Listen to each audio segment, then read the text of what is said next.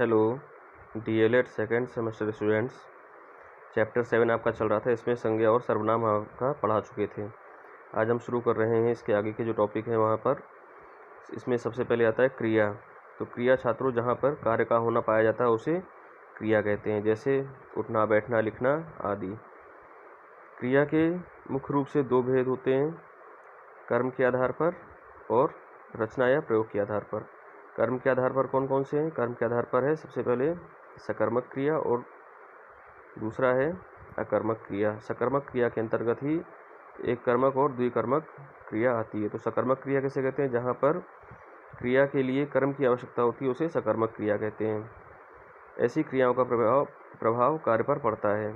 जैसे मंजरी किताब पढ़ती है, तो यहाँ पर किताब जो है वो कर्म के अंतर्गत आती है, अर्थात ये सकर्मक क्रिया का उदाहरण होगा। इसी प्रकार से जहाँ पर किसी भी वाक्य में एक क्रिया का प्रभाव किसी एक कर्म पर पड़ता है, वहाँ पर एक कर्मक क्रिया उसे कहा जाता है। जैसे राधा गाना गा रही है, तो इसमें गाना जो है वो एक कर्म के माध्यम से प्रस्तुत हो रहा है, तो यहाँ पर एक कर्मक क्रिया होगी। इसी प्रकार से जहाँ पर कर्म का प्रभाव दो लोगों पर पड़ता है, जहाँ पर क्रिया का प्रभाव दो कर्मों पर पड़ता है, उसे द्विकर्मक क्रिया कहते हैं। जैसे ग्वाला गाय से दूध दूहता है, तो यहाँ पर गाय और दूहना ये दो क्रिया के उदाहरण हैं। दूध दूहना, गाय और दूध दूहना क्या है? दो क्रिया के उदाहरण, अर्थात यहाँ पर द्विकर्मक क्रिया होगी। अब इसके बाद अगला है अकर्मक क्रिया। जिन क्रियाओं के साथ कर्म की अपेक्षा ना हो उसे अकर्मक क्रिया कहते हैं। जैसे नरेश हंसता है, मिथिला रोती है। यहाँ पर हंसना और रोना अकर्मक क्रिया के उदाहरण होंगे।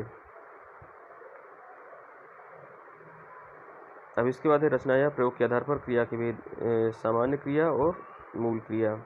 जहाँ वाक्य में केवल एक क्रिया का अकेले प्रयोग हो, जैसे मीरा बहुत रोई, इसमें क्रिया के साथ और कोई अन्य पद नहीं जुड़ा है। दूसरा है संयुक्त क्रिया, जिस क्रिया में मुख्य क्रिया के साथ अन्य पद भी प्रयुक्त हो, जैसे वह किताब पढ़ चुका, ये संयुक्त क्रिया। प्रेरणार्थक क्रिया जब कर्ता स्वयं कार्य ना करके दूसरे को कार्य करने के लिए प्रेरित करता है, तो उस क्रिया को प्रेरणार्थ क्रिया कहते हैं। तो इस प्रकार से ये रचना के आधार पर क्रिया हो गई। अब हम बात करते हैं विशेषण की। तो विशेषण उसे कहते हैं जो विशेषता बताने वाले जो शब्द होते हैं उन्हें विशेषण कहते हैं। जो किसी भी संज्ञा या सर्वनाम की विशेषता प्रकट करते हैं उसे क्या कहते हैं? विशेषण कहते हैं। विशेषण के भेद, विशेषण के कितने भेद होते हैं? विशेषण के निम्नलिखित भेद होते हैं। एक तो गुणबोधक विशेषण, संख्या बोधक विशेषण, परिणाम बोधक विशेषण, सर्वनामिक या संकेत बोधक विशेषण। तो सबसे पहले है गुणबोधक विशेषण। जिन शब्दों से संज्ञा या सर्वनाम के गुण, दोष, आकार, स्थान, रंग, काल, दशा आदि का बोध हो उसे गुणबोधक विशेषण कहते हैं। संख्या बोधक विशेषण, जो विशेषण शब्द किसी संज्ञा या सर्वनाम की संख्या या क्रम का बोध कराते हैं उन्हें संख्या बोधक विशेषण कहा जाता है। जैसे इस कक्षा में 40 छात्र हैं आदि।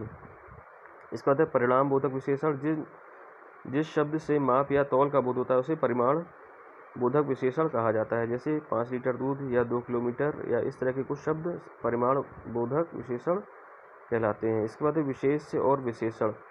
विशेष और विशेषण में क्या अंतर है? विशेष जिसकी विशेषता बताई जाती है उसे विशेषण कहते हैं, और जो विशेषता बताई जाती है उसे विशेषण कहते हैं। जैसे एक उदाहरण लेते हैं, जैसे उदार व्यक्ति कम मिलते हैं, तो यहाँ पर जो है वो उदारता जो है वो विशेषण है, और जो व्यक्ति, जिस व्यक्ति के बारे में उदार शब्द प्रयोग किया जा रहा है वो व्यक्ति जो है वो विशेष से होगा। जिसके बारे में विशेषता बताई जाए वो विशेष से होता है, और जो विशेषता बताई जाती है वो विशेषण होता है। हम बात करते हैं वचन की।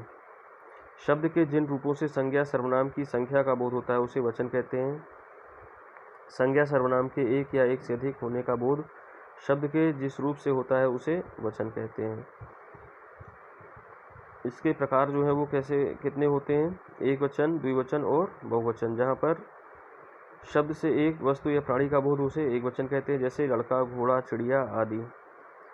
द्विवचन जैसे दो लड़के या दो घोड़े, इस तरह के शब्द जो होंगे जहाँ पर दो लोगों पर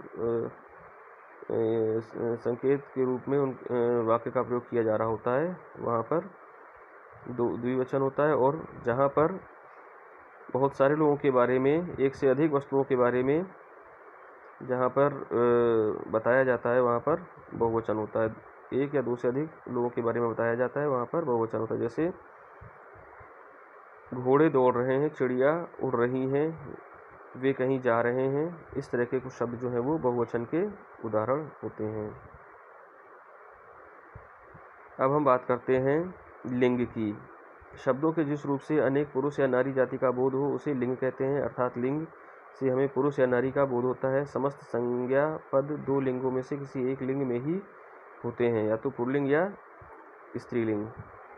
पुल्लिंग जो होते हैं वो जिन शब्दों से पुरुष जाति का बोध होता है उसे पुल्लिंग कहा जाता है, जैसे पिता, भाई, बालक इत्यादि जो है ये पुल्लिंग के उदाहरण हैं। स्त्रीलिंग जिन शब्दों से नारी जाति का बोध होता है उसे स्त्रीलिंग कहते हैं, जैसे माता, बालिका, बहन, इस तरह के कुछ उदाहरण जो है वो स्त्रीलिंग के अंतर्गत आते हैं। तो पुल्लिंग और स्त्रीलिंग शब्दों की पहचान कैसे करते हैं? प्राणीवाचक शब्दों के लिए प्राणीवाचक शब्दों के लिंग की पहचान उनके स्वरूप के अनुसार होता है, जैसे लड़का, लड़की, बंदर, बंदरिया, गाय, बैल, घोड़ा, घोड़ी, नर, नारी आदि। इस तरह के कुछ शब्द जो है वो बहुत आसानी से पहचाने जा सकते हैं कि स्त्रीलिंग है या पुल्लिंग है। किंतु कुछ अप्राणिक जो निर्जीव वस्तुएं हैं उनको भी लिंग के आधार पर उनका भी विभेद किया जाता है, जैसे कुर्सी, मेज, किताब, ग्रंथ, सोना, चांदी, हाथ, पैर, इनको भी लिंग के आधार पर विभाजित किया जाता है। और इसमें भी पुल्लिंग और स्त्रीलिंग जो है वो पृथक किया जाता है। जैसे पुल्लिंग के कुछ उदाहरण के तौर पर हम देखते हैं बाल, सिर, मस्तक, सोना, हीरा, मोती, पीपल, घी, देश, नगर, द्वीप, मार्च, अप्रैल, महीने के आधार पर हो गए। इसी तरीके से स्त्रीलिंग के अंतर्गत आँख, चांदी, मणि, नीम, स्याही, नदी, जनवरी, फरवरी, ये महीने के आधार पर कुछ शब्द हो गए। तो इस तरह से जो सजीव वस्तुओं के रूप में नहीं है उन्हें उनका भी विभेद स्त्रीलिंग और पुल्लिंग के आधार पर किया जाता है। तो अब छात्रों आता है अगला जो है वो काल। तो काल जो है वो जिस क्रिया के जिस रूप से उसके होने का समय का बोध होता है उसे काल कहा जाता है। काल के तीन भेद होते हैं, वर्तमान काल, भूतकाल और भविष्य काल। वर्तमान काल जो समय चल रहा है उसे वर्तमान काल कहा जाता है, और दूसरा है आपका भूतकाल, जो समय बीत चुका होता है उसे भूतकाल कहा जाता है, और जो समय आने वाला होता है उसे भविष्य काल के अंतर्गत रखा जाता है। तो छात्रों ये जो चैप्टर है 7 ये यहाँ पर कंप्लीट होता है, और हम नेक्स्ट चैप्टर स्टार्ट करेंगे। धन्यवाद।